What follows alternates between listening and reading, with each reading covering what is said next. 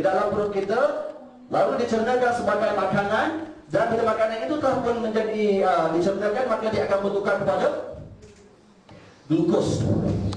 Jadi glukos itu tuan adalah satu bahan yang akan ditukarkan kepada tenaga untuk badan kita. Pasal apa kita perlu tenaga? Untuk 3 benda. Yang pertamanya kita perlukan tenaga untuk kita buat aktiviti yang berbentuk fizikal. Nak panjat tangga, turun tangga, angkat barang, pergi tebang pokok, pergi tebang tebas lalang dan sebagainya, jogging, semua itu perlukan tenaga. Yang keduanya tenaga untuk apa? Tenaga untuk berfikir. Sebab tuan-tuan, walaupun saja berfikir, kita punya otak ni tuan-tuan hanya 2% daripada berat tubuh badan. Otak kita ni 2% daripada berat badan kita. Tapi dia guna tenaga berapa banyak? Dia guna 20% daripada tenaga seluruh badan kita. Sebab tu ada orang kerja dia cuma duduk pejabat. Duduk pejabat, duduk dalam bilik aircon, tak ada nak berlari sana berlari sini, jalan pun naik lift turun lift, kalau jalan pun ada eskalator, duduk je, dia jalan sendiri. Tapi bila balik rumah, dia pergi letih mengalahkan orang kerja sawah. Jumpa tak? Jumpa tak? Sebab apa? Sebab dia gunakan tenaga dia banyak untuk berfikir. Yang ketiganya tenaga untuk apa? Tenaga untuk anda sembuh daripada sakit anda. Kalau demam, anda nak demam, bila ada demam nak sembuh kena ada tenaga. Tak ada tenaga anda tak boleh sembuh. Orang demam dengue, kalau dia tak dapat tenaga dia tak boleh sembuh. Begitu juga benda lain, sel-sel nak baik semula kena ada tenaga baru dia boleh sembuh. Kalau tidak, dia tak boleh sembuh. Maka glukos ni sangat penting untuk anda mendapat tenaga. Bagaimana tenaga dihasilkan tuan-tuan? Bila glukos itu dihasilkan, maka glukos akan masuk dalam saluran darah. Ini saluran darah, ini bukan longkang. Saluran darah. Yang merah ini adalah sel-sel darah. Yang putih ini adalah glukos. Yang kuning ni apa dia? Dihasilkan oleh insulin bagi menyaingi glukos. Berapa banyak glukos yang dihasilkan, begitu juga banyaknya insulin yang dihasilkan. Kalau glukos banyak, insulin keluar banyak. Kalau glukos sikit, insulin keluar sikit. Ini adalah keadaan orang yang sehat, yang normal. Sebab apa tuan-tuan? Sebab bila mana anda nak dapatkan tenaga, glukos ini mestilah masuk ke dalam sel. Anda tahu sel? Okey, badan kita ni tuan-tuan bermula dengan sel. Sel yang paling halus dalam unsur badan kita adalah sel. Sel ini tuan-tuan bila banyak, dia combine, bergabung banyak, akhirnya dia membentuk tisu badan. Tisu kulit, tisu rambut dan sebagainya tisu. Segala-galanya tisu. Bukan tisu klinik tu yang satu juga dah. Tisu tubuh badan itu, kulit sebagainya adalah tisu. Kemudian tisu ini akan bergabung membentuk organ dalam badan. Dan akhirnya organ yang banyak-banyak ini akan membentuk sistem tubuh.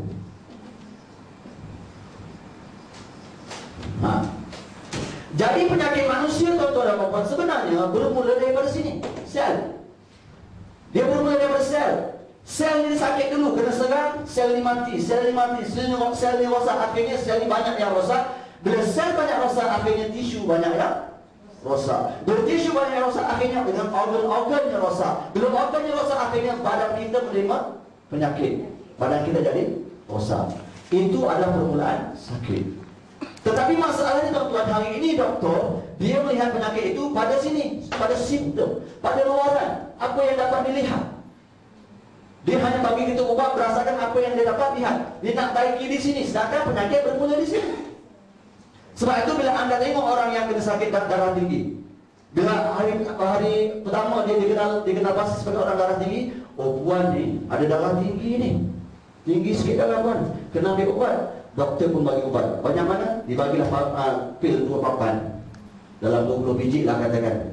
Itu adalah ubat pertama untuk darah tinggi. Agak-agak tuan-tuan, selepas 5 tahun, 10 tahun, pil tu makin sikit ke makin banyak? Dulu 2 papan, lepas 10 tahun 2 mangkuk besar. Dia hadap masa sarapan, betul tak? Pasal apa jadi macam tu? Sedangkan doktor kan bagi ubat. Kalau ubat tentulah daripada 2 papan, 3 papan ataupun 3 biji aja. Ini daripada 2 papan jadi 2 mangkuk. Mana ubatnya? Betul tak? Sebab mereka salah memberi ubat. Hari ini tuan-tuan kena ingat bahawa perubatan adalah suatu perniagaan. Tak percaya anda gatal-gatal, pergi IGN, buat sakit jantung, pergi IGN. Dia akan tanya, ada insurans ke tak? Ada kredit kad ke tak? Ada tak sok-sok? Dia akan tanya, baru anda boleh masuk.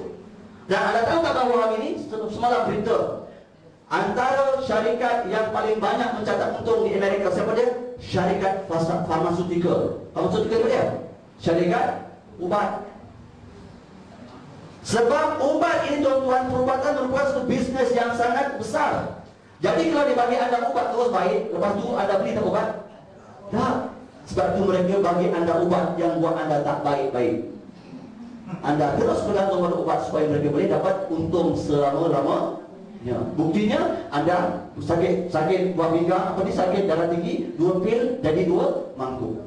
Betul tak? Tetapi dalam perubatan herbalisme, herba ataupun homeopati, kita merawat terbalik. Kita merawat bermula daripada mana kita bermula sakit. Kalau sel mula sakit, kita rawat sel dulu. Betul? Sel ini kita perbaiki, yang mati kita ganti, yang rosak kita baiki. Akhirnya bila sel sudah sehat, akhirnya tisu jadi sehat, akhirnya organ jadi sehat, akhirnya seluruh sistem tubuh jadi sehat. Itu adalah perubatan berdasarkan herba. Jadi itu sebabnya kita menitik beratkan soal memperbaiki sel. Jadi ini sel, tuan-tuan. Jadi balik pada glukos tadi, nak tukar kepada tenaga, glukos kena masuk ke dalam sel, baru boleh tukar kepada tenaga. Jadi apa fungsi insulin? Insulin, tuan-tuan, ini seperti anak kunci. Yang hijau ni seperti dia punya rumah kunci. Yang ni pintu masuk untuk glukos. Jadi ini proses dia. Insulin akan pergi pada di bahagian reseptor ini. Bila reseptor dapat insulin, maka dia akan memberi signal kepada sel supaya membukakan pintunya bagi membolehkan glukos masuk ke dalam. Buka saja, glukos pun masuk. Bila glukos masuk, dia buka kepada tenaga kepada sel ini, maka sel ini dapat tenaga. Okey, ini adalah proses untuk orang yang sehat. Bila anda tidak sehat, tuan-tuan, apa yang berlaku bila anda makan makanan yang tidak berzat, anda makan makanan yang penuh dengan pengawet, anda makan minuman-minuman yang bergas, anda makan minuman yang penuh dengan bahan-bahan bertoksik, beresid tinggi, akhirnya anda punya reseptor ini, rumah kunci ini menjadi kurang sensitif. Kalau dulu letak satu insulin, dia terus boleh buka pintu. Lepas dia rosak, tuan-tuan, dia jam. 2 tak boleh, 3 ataupun 4 insulin, barulah dia boleh buka. Bermakna, tuan-tuan, sepatutnya satu insulin, satu glukos. Tiba-tiba anda dah guna banyak insulin.